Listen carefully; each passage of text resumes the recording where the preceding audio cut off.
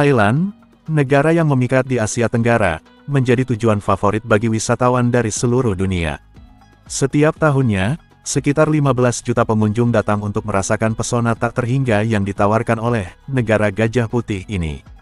Namun, di balik keindahan dan kesenangan, terdapat sisi gelap yang perlu diwaspadai. Celah-celah ini tidak hanya berpotensi menguras dompet, tetapi juga dapat menganukan wisatawan. Jadi, apa saja itu yang mengintai di Thailand yang sebaiknya Anda ketahui sebelum berangkat? Mari kita eksplorasi lebih dalam melalui ulasan video yang menarik berikut ini.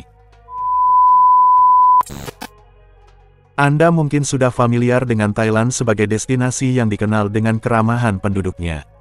Banyak orang di sini yang selalu siap menyambut pengunjung baru dengan senyuman. Namun, ada sisi lain yang kurang diketahui, yaitu tidak semua penduduk di kawasan wisata selalu senang dengan kehadiran wisatawan. Dalam beberapa kejadian, ada insiden tindakan kekerasan dan pemerkosaan yang terjadi, terutama ketika situasi menjadi tegang. Oleh karena itu, jika Anda berencana untuk berbelanja atau mengunjungi tempat-tempat ramai, sangat disarankan untuk menggunakan jasa pemandu lokal.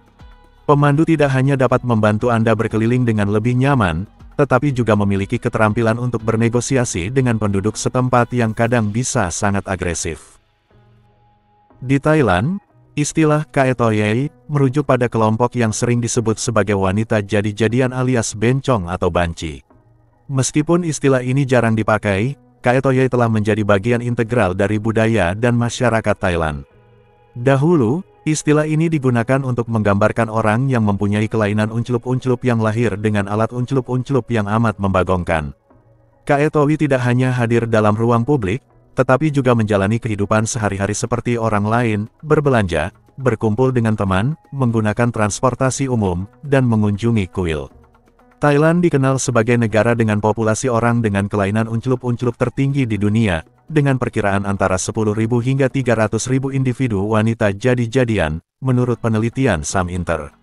Angka ini jauh melampaui estimasi wanita jadi-jadian di banyak negara lain.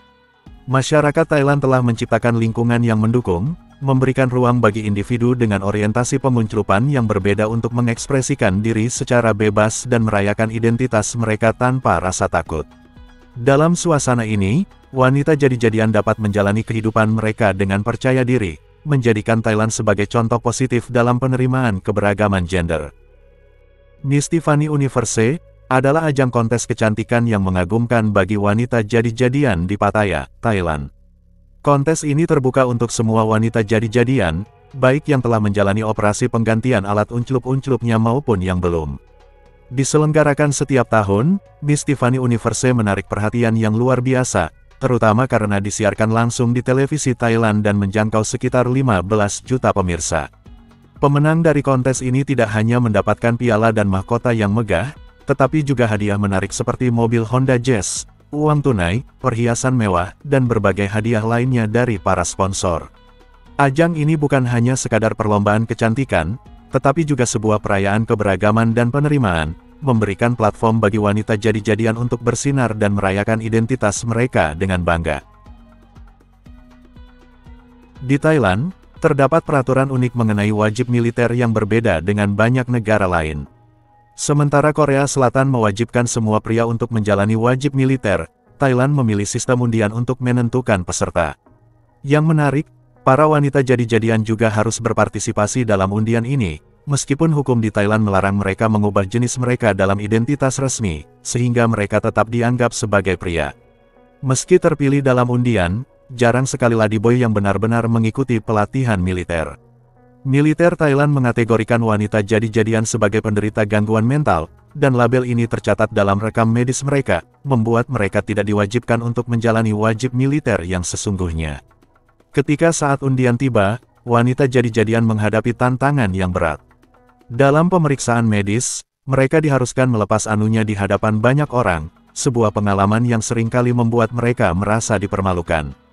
Menyadari situasi ini, pemerintah Thailand kini tengah mengkaji undang-undang untuk memberikan pengakuan resmi terhadap identitas gender ketiga, demi melindungi dan menghormati hak-hak komunitas wanita jadi-jadian.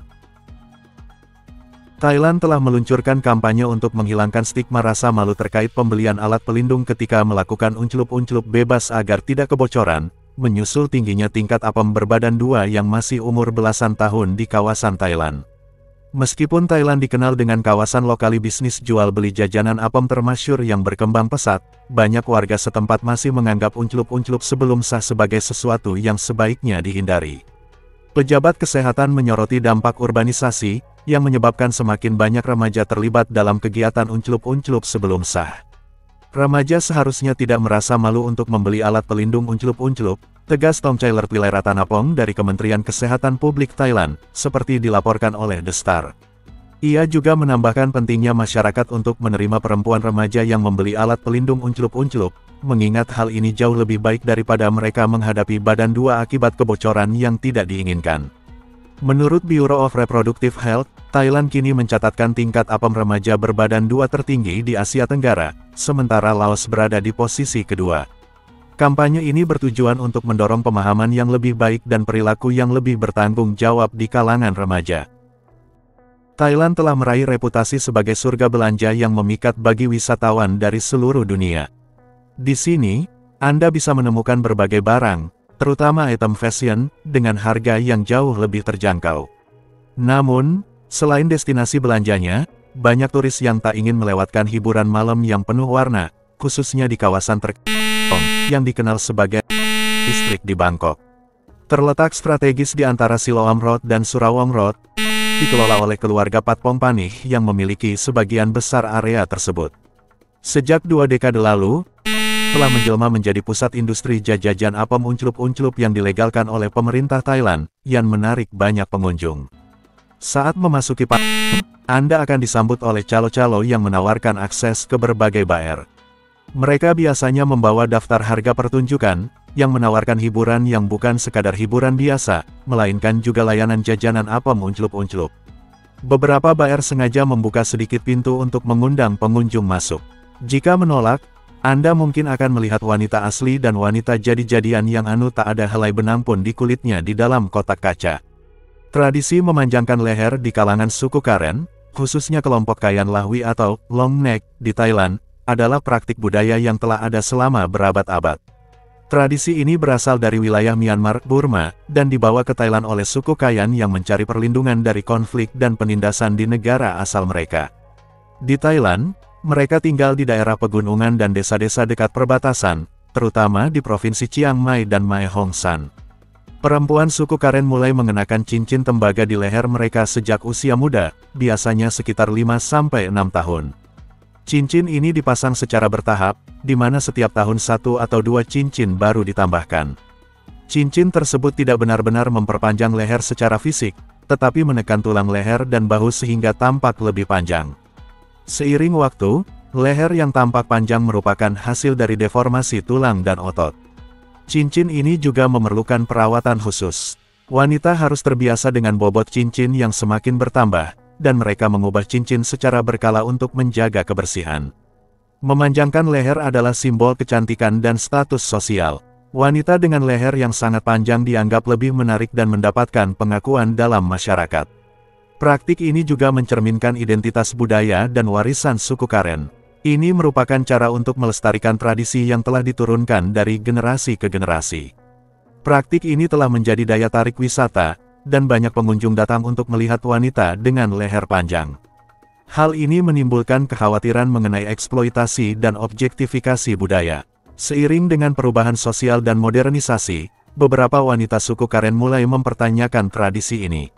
Beberapa memilih untuk tidak melanjutkan praktik ini dan memilih untuk hidup dengan cara yang berbeda. Tradisi memanjangkan leher di kalangan suku Karen adalah bagian penting dari budaya mereka yang kaya. Meskipun memiliki makna historis dan simbolis yang mendalam, tantangan modern dan dinamika sosial telah mendorong perubahan dalam cara pandang terhadap praktik ini. Kini, ada perdebatan mengenai pelestarian tradisi versus adaptasi terhadap dunia yang lebih modern. Terima kasih banyak telah menonton, semoga terhibur dan bermanfaat. Jika panjenengan berkenan, kami sangat berharap panjenengan bersedia subscribe channel ini dengan ikhlas setulus hati, agar channel ini semakin berkembang dan semangat menyajikan video-video yang unik, menarik serta menghibur panjenengan. Akhir kata, Wassalamualaikum, sampai jumpa di segmen berikutnya.